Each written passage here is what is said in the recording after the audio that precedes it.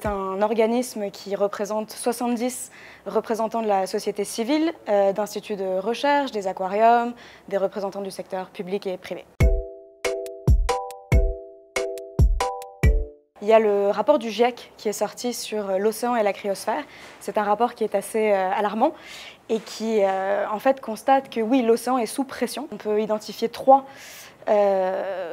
grands dangers effectivement liés au changement climatique sur l'océan. Il y a l'acidification de l'océan, donc le pH qui change et du coup l'océan qui s'acidifie, ce qui a forcément un impact sur cette vie marine. Il y a la désoxygénation, ce qui veut dire en fait que l'oxygène commence à manquer dans l'océan et peut créer ce qu'on appelle des zones mortes où la biodiversité, les poissons en fait partent. Un troisième danger, c'est le réchauffement de l'eau en fait. La hausse des températures va engendrer une migration de certaines espèces de poissons vers des zones qui sont plus froides par exemple.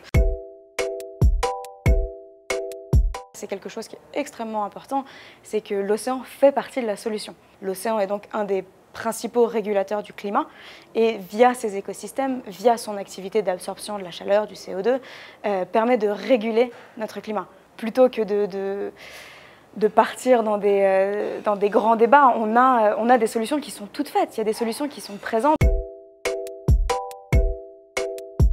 MSC est un membre de la plateforme Océan et Climat et notre façon de travailler ensemble, c'est que nous, on cherche des experts en fait, qui travaillent sur le lien océan-climat-biodiversité et qui peuvent nous apporter leurs connaissances pour que nous, on puisse premièrement la diffuser auprès du grand public, parce que ce sont des choses dont on parle de plus en plus, mais qui méritent des éclaircissements et une meilleure compréhension des enjeux.